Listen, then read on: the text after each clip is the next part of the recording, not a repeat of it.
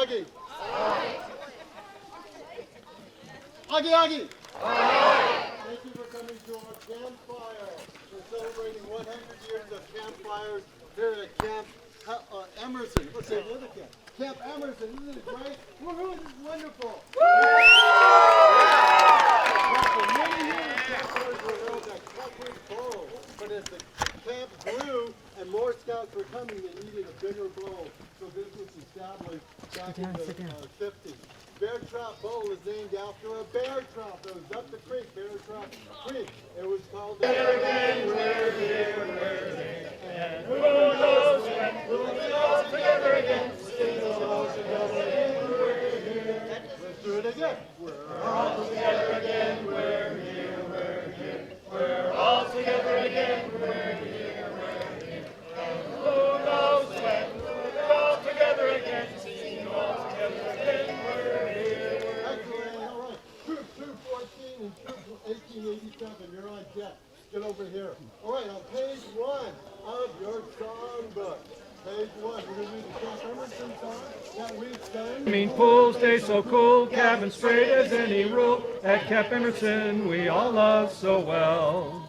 Then it's hi, he, Camp Emerson for me. Shout out your name and family call. Wherever we go, girls will always know that Camp Emerson is the best camp of all. Rock, rock, rock, rock. Camp Emerson is the best camp of all. Break the day, Nothing, no delay. At Camp Emerson we all love so well. Test nature's secrets to the two. At Camp Emerson we all love so well. Yeah, you guys can. Pardon? Whatever number they called you up.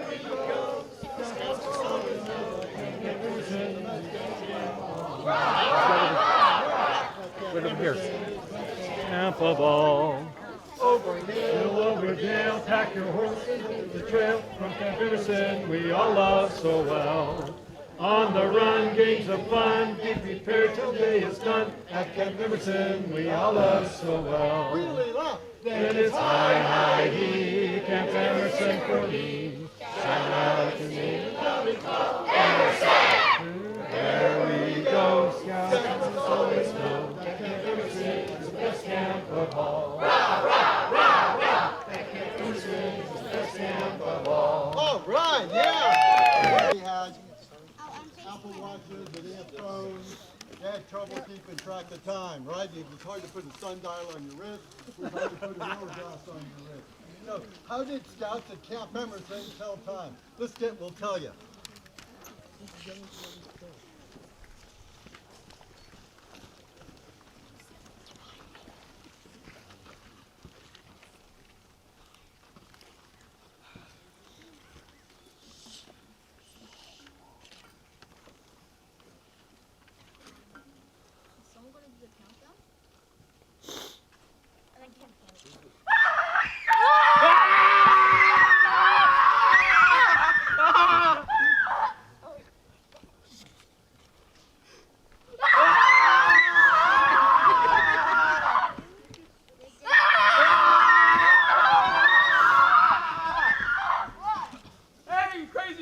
Don't you know it's 3 a.m. in the morning?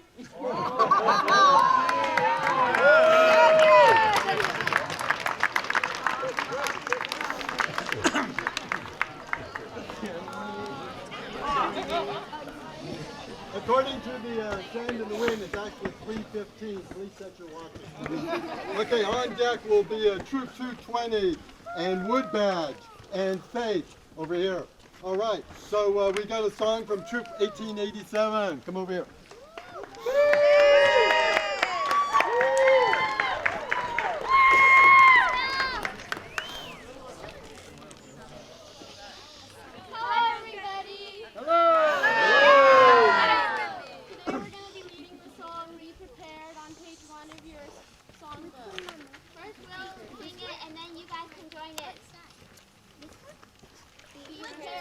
Prepared, is the motto of a Boy Scout. Prepared, the motto of a Scout.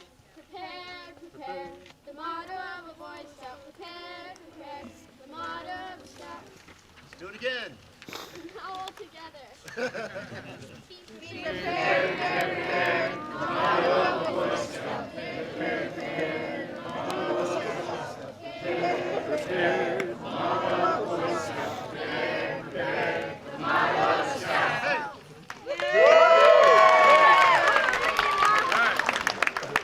And Goldilocks was nice taking a calm stroll.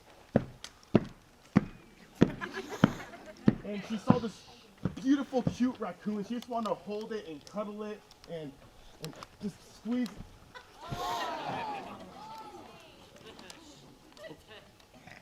So we come across this nice house. It's a beautiful house. And Goldilocks politely knocks on the door.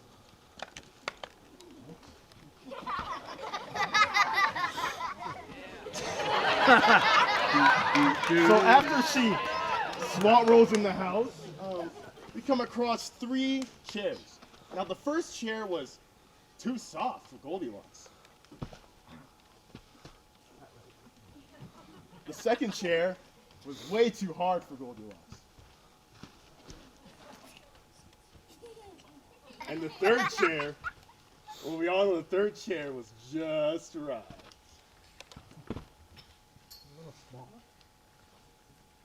Whatever, okay, you don't want to cooperate with me? All right, you know what? We come across 3 bowls of porridge. Okay, you know what? Let's do this, all right? We started over from the beginning. Goldilocks was stomping through the forest, just making so much noise and just causing all this headache and everything. Roll slide.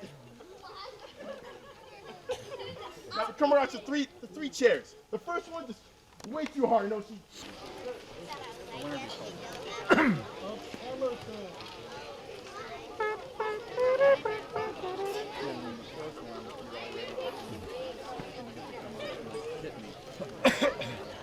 Okay, so this song started to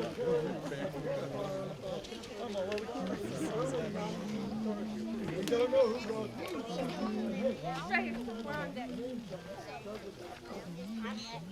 Above the store in a while there lived a mean old man. His name was Mr. Johnny Burbette. Surely sure planned. Cats and dogs. So Johnny Burbette invented the machine. Oh, Mr. Johnny Burbette, how could you be so mean? I told you you'd be sorry for inventing that machine. Now all the neighbors, cats and dogs, will never more should sing. They'll all be ground to sausages in Johnny Burbette's machine. One day a boy came walking in the store. He got a pound of sausages and piled them on the floor. The boy began to whistle, he whistled up a tune. And all the little sausages went dancing around the room. Oh, Mr. Johnny Burbette, how could you be so mean? I told you you'd be sorry for inventing that machine. Now all the neighbors, cats and dogs will never more be seen. They'll all be ground to sausages in Johnny Burbette's machine.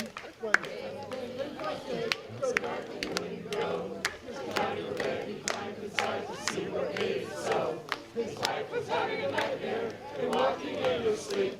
She gave the crank one heck of a yank and Johnny Burbette was me. Oh, Mr. Johnny Burbette, how could you be so mean? I told you you'd be sorry for inventing that machine. Now all the neighbors, cats and dogs will never more be seen. They'll all be ground to sausages in Johnny Burbette's machine. Okay, now this is Sam. Poor Johnny lying beneath the lily lights.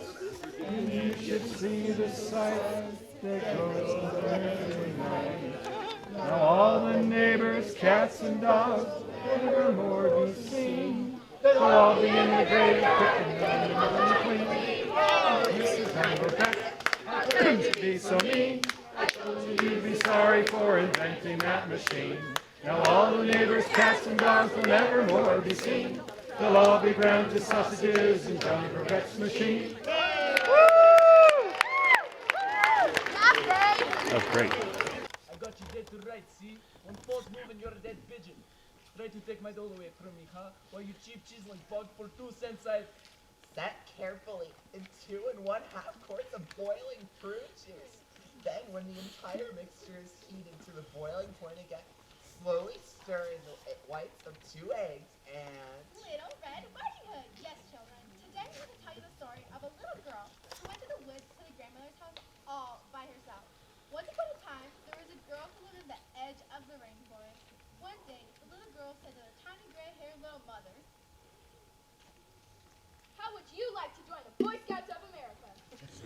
troop in your neighborhood, you know.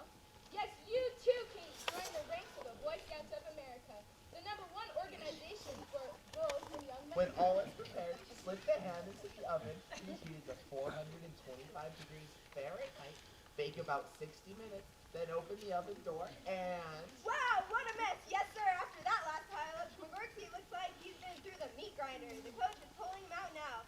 There goes the substitute. Let's see. It's... Howdy. I'm Cowboy Bob. You know, I've done this I'm game the since I fastest was draw like in the West. 7. To test your skill, I've been playing this stand game behind the for line, years. and on the count of 3, Years draw. and years.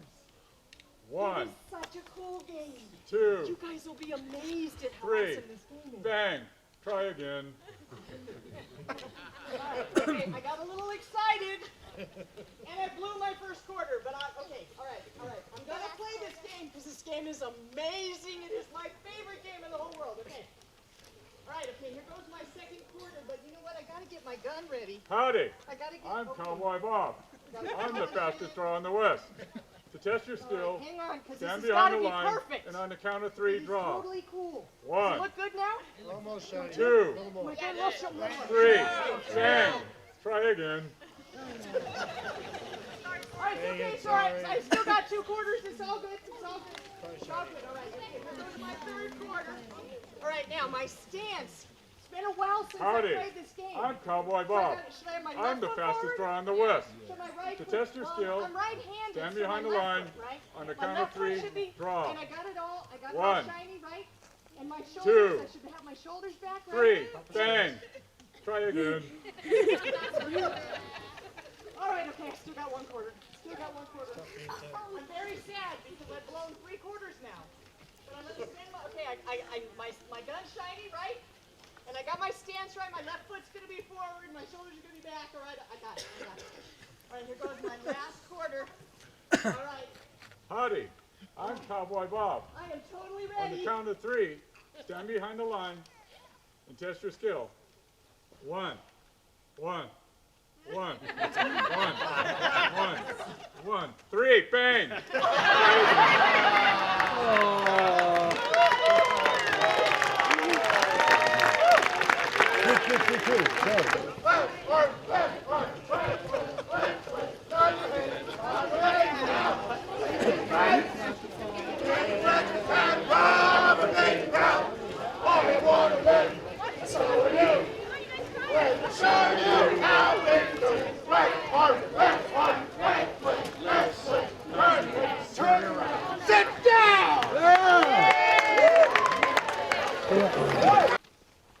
One song we have is a intertribal song.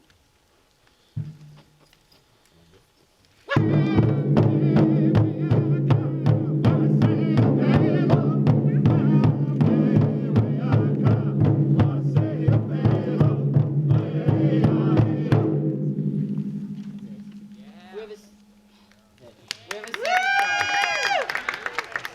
It's called a sneak up song.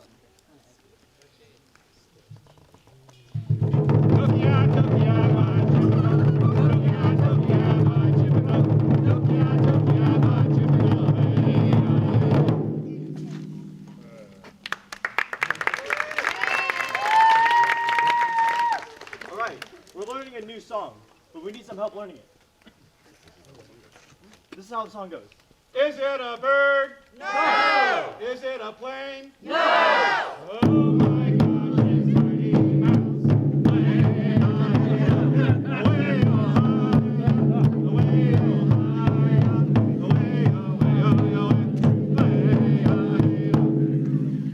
Yeah. All right, we need some audience participation to help us learn this. Is it a bird? No. Is it a plane? No. Oh my gosh, it's Mighty Mouse. Way high.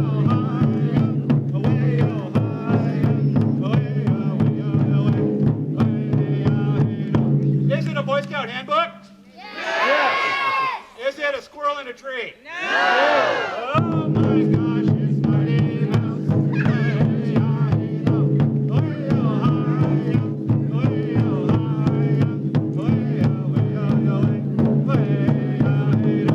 Is it an upside upside down canoe? No! Listen to the 1040 easy text one? No! Oh my gosh, it's Mighty Mouse.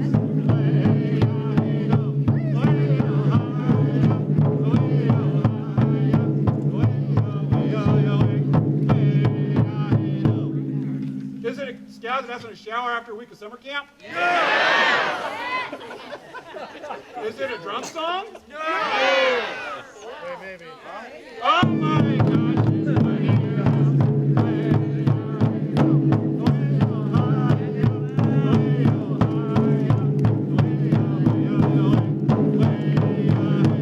Is it an audience at a campfire with no spirit? Yeah! No! Is it a hamburger?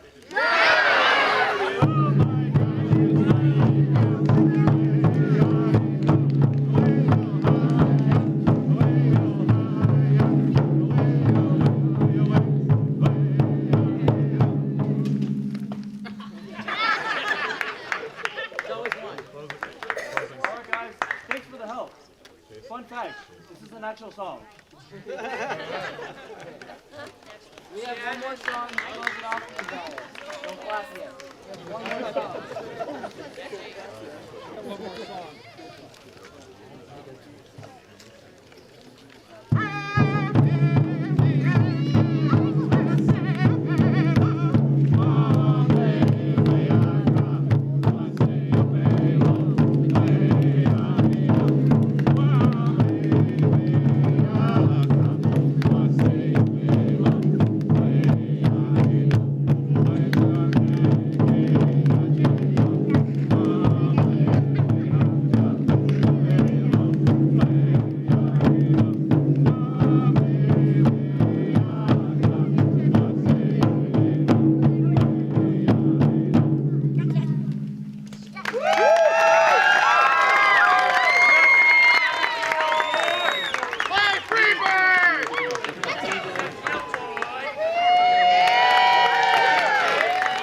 Free bird.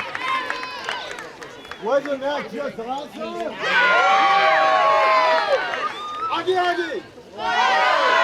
Aggie, Aggie! Everybody in line and make sure that we stay on target, on track, and make sure we can get the things done that was necessary. Because without his leadership, we would not have had things like the new barbecue pit, the renovation of the nature lodge, the wonderful wood badge totem pole, and so many other things that have occurred over the past year and a half. With also the great help of our wonderful rock star Ranger Jimmy. Is Ranger Jimmy here?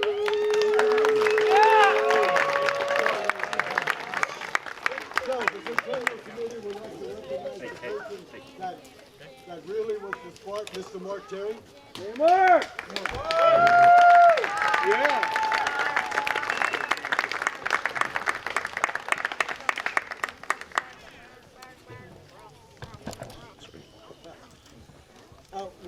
We're back from the days when things like this were called gotcha awards. Gotcha. Gotcha.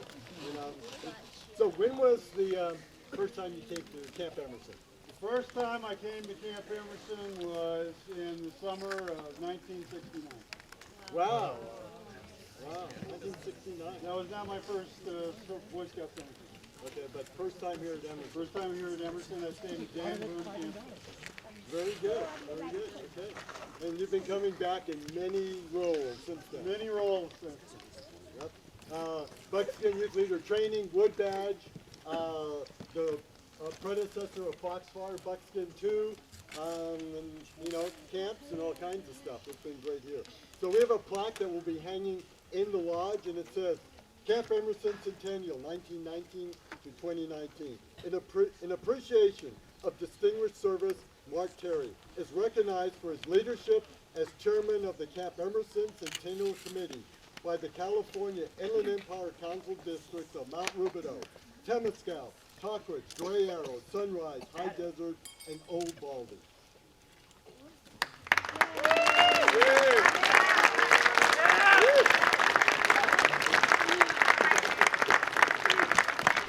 This is very nice. But I'd like to show you a secret about this plaque I just discovered. If you turn it around, it's very shiny. It is very much like a mirror. So each and every one of you who are here today, look deeply into my mirror and realize that this is all about you. This is all about the future. Welcome home. Campers.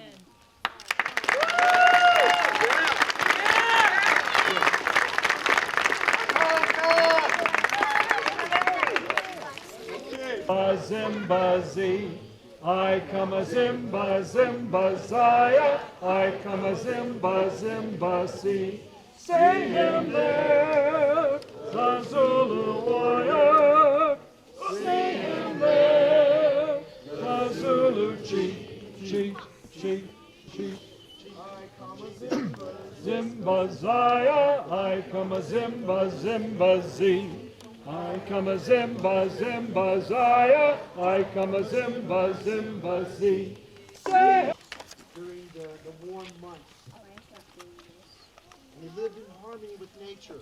And they lived just taking what they needed from the land. When the snow began to fall upon the top of the mountains, they would go down into the valleys below where it was warm and collect the bounty from the desert. The Kauai people indeed lived in peace and harmony in these mountains. And before time had a chance to be recorded, there lived this tribe ruled by the chief Algoot. Algoot was a wise, noble, fair, and just chief. His best friend, his very best friend, and his sage, and his council, and the shaman of that town, that tribe, was Taquas. He was also a man who was very knowledgeable. He knew the ways of nature. And he studied what herbs could heal people. And he studied the arts of mystery. Some of those, of course, were the dark arts. We learned that he one day would become a demon of fire. As the tribe continued on, and the shaman Taquas aged, he began to play tricks on children. First just tripping them as they rounded a tree. And then the tricks became quite malevolent. And blood was drawn at times because of his pranks. Then he would take on some of the older tribal members, filling their baskets of food that they had gathered all day. This continued. It got worse and worse. And the tribal elders told Algoot, your friend, Taquas, and our shaman, he's become not really welcomed here. He needs to move on. He needs to be banished from the tribe. And Algoot said, no, this is my friend. This is our shaman. This is our wise man. And the tribal council said, we are missing 3 members of our tribe as they gathered food in the forest.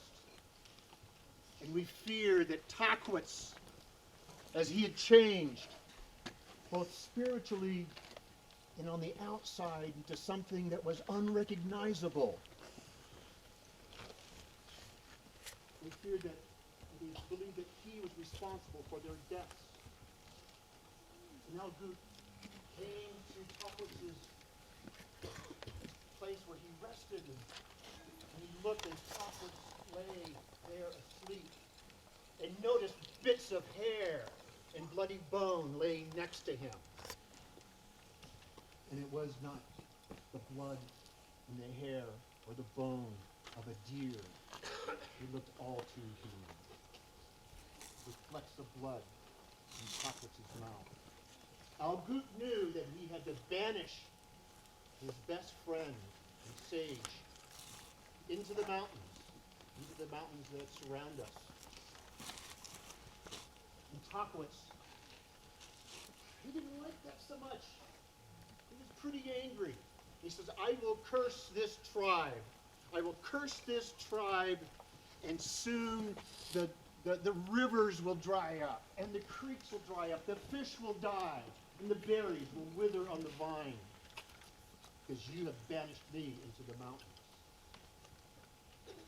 Takwitz left, and Algoot, still wanting to be kind to Takwitz, would send parties, 2 or 3 youngsters, to the edge of the forest and leave food for him to eat.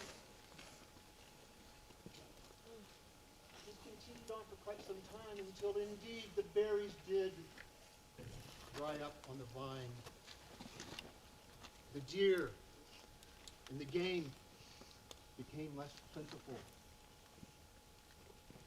and the creeks dried. And Algoot knew that the curse had come true.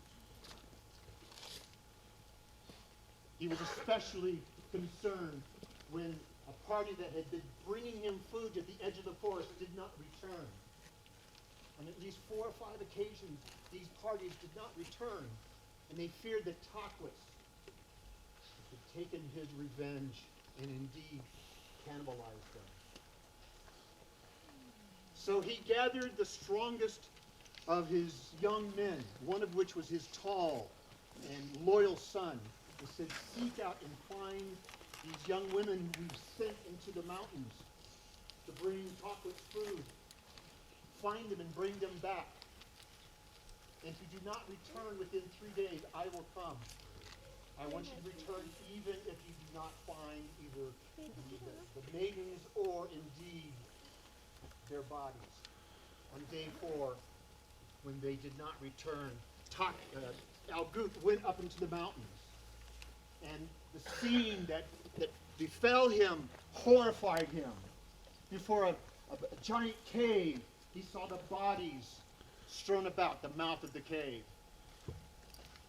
He heard a groan off to one side, and there was a young man that he picked up and said, what has happened, my son? What has happened? And he says, Algoot, I'm so sorry. I am sorry that I am alive and must tell you this story, that Takwitz has killed everyone. And he's eaten their bodies. He actually would take the still living young people in front of me and eat them in front of me. And the young man then died. Takwitz was heard laughing from the mouth of the cave. And Algoot said, you coward, Takwitz! How dare you kill these young people? We have been kind to you, and yet you eat them and you kill them and you ravage our tribe. I, your best friend in life, must kill you. And Takwitz strode out, now a misshapen, horrifying demon, and laughed, and he said, come on, let's do battle. He says, and Algoot said, I will return in 1 year. Be ready for battle. So during that time, during that year, in the fall, Algoot ran with the swiftest deer until he could beat them in a foot race. He would wrestle bears in the winter. In the spring, he would swim with the fish until he could outswim any fish. In the early part of the summer, he took that season to contemplate and cleanse his spirit. He did all of this away from the tribe. When we came back to the tribe, he was unrecognizable. He had grown feet. Until one young child said, that's Algoot. I know, I can tell by his spirit, that's Algoot, our chief. Because the tribe was very afraid. They were frightened of this tall man, this incredibly strong and noble man. He says, I am going to the mountains to kill Takwitz. You stay here. So he strode up to the mountains, to the front of the cave where Takwitz dwelled. And he called him out and he said, "You coward, you killer of children, come and face me." Takwitz emerged, again, a misshapen demon, and he said, "Let us do battle." Takwitz then turned himself into a bear, and he began to wrestle with Algut. But Algut was stronger than any bear in the forest, and he soon subdued Takwitz and threw him against the rocks. Takwitz picked up the rocks and threw them at Algut. Algut simply stepped aside because he was swifter than any deer. This battle with rocks flying back and forth continued for hours and hours. Some legends say that Takwitz rock, the spire that comes out of the mountainside, was one of those rocks that either Takwitz or Algut threw at each other. Algut threw a giant boulder, hit Takwitz square in the chest, knocked him down, and Takwitz knew he had met his better. And he ran as swift as a deer, but Takwitz was soon behind him. Algut was soon behind him. And he jumped into a lake and turned himself into a serpent. He turned himself into a serpent to try to get away from from Algut. I'll get these names right. But Algut was strong, and he was swift, and he soon captured this huge serpent that Takwitz had become, and began to hold him behind the neck and strangle him until he died. And Takwitz thrashed about and drained the lake, and soon Takwitz indeed died in the bottom of a dry lake in the muck. The battle had taken everything that Algut had, and his tribe did not follow his orders and followed him up to witness the battle. And he picked up their fallen leader because Algut had spent just about every ounce of strength that he had. And he said, "Take the body of Takwitz and put him on a fire and burn the body. Burn the body with the driest wood that you have. Burn the body and let no smoke escape from that fire. Because in the smoke, communications and messages could be sent to those above. He is to be burned with the cleanest fire that we have." And Algut lay in his tent, trying to recuperate from this battle. And the legend says that as the body of Takwitz burned on this funeral fire, that it was either a blind old woman or man, or perhaps it was a small child, picked up a small dry stick and placed it on the fire. And a small whiff of smoke rose up. And those who were there to see it could see the face of Takwitz, the face that you see on that rock just below us. And you could hear the laughter. Takwitz was free. Algut, with his last amount of strength, grabbed forward and grabbed the spirit of Takwitz in the smoke and threw him at the rock, where it is said the spirit still lives and slumbers. Algut then died, having defeated the evil demon. The legend continues that if you disturb the rock that lay just a few hundred yards away from us, that you will awaken the spirit of Takwitz, the demon. Or if you find the cave in which he lived in the mountains and disturb that he will do very bad things to you. The stories have continued, and I've heard them because I first heard this story in the 1960s when I was a camp staff member until I started telling it myself. And I heard story after story of scouts who had messed with the rock. And bad luck had befallen them. Those who had found a cave, bad luck had befallen them. But I do know this. I don't know if those are true. On a clear night, with no clouds, no moon, and this is true, you can hear thunder coming from Tockwitz, the mountain of Tockwitz, and from those caves and from those valleys.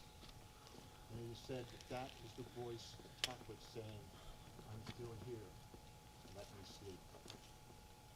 Thank you, and good evening.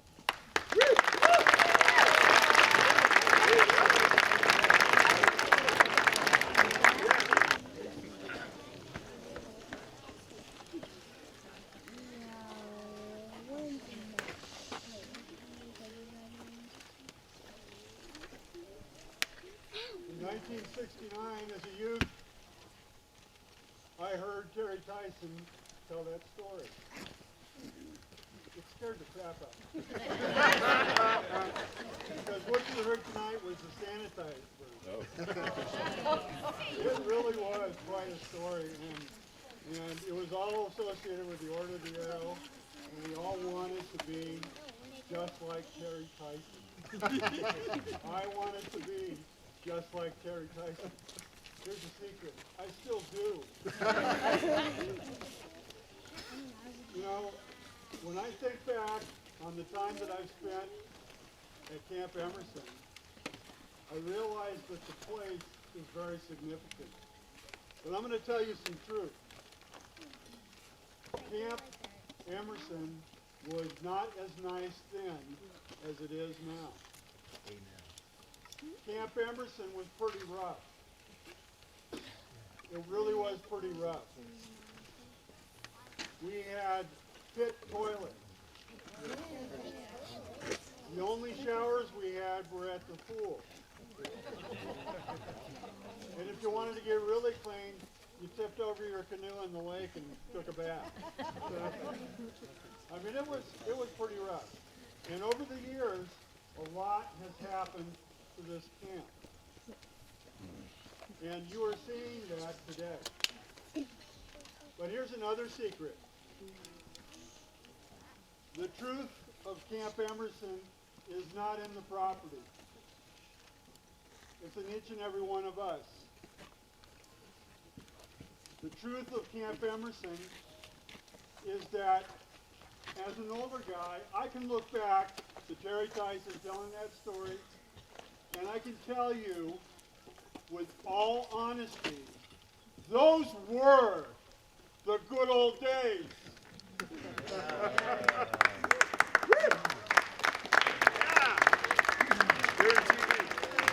You've heard that before, right? Those were the good old days. Usually said by some old guy. Yeah, by Jackie, those were the good old days. Okay, well, those were the good old days. But here at Camp Emerson, I learned a couple of other secrets. And it was all through the fun and fellowship I experienced here. The first secret is probably the most important. And adults pay close attention. We are all just children in adult clothing. We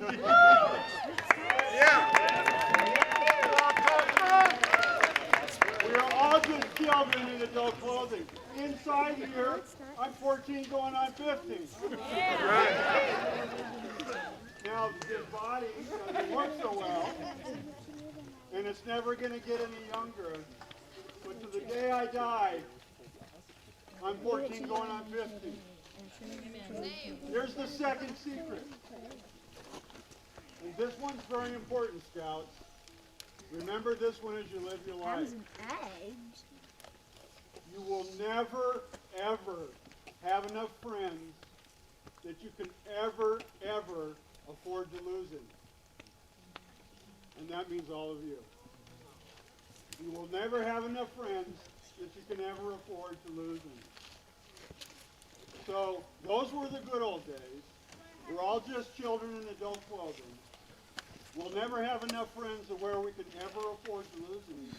And that led me to this conclusion. And Bob Schwartzel told me this probably 1970 something. He said, "These are the good old days." Yeah. Enjoy them. Welcome home.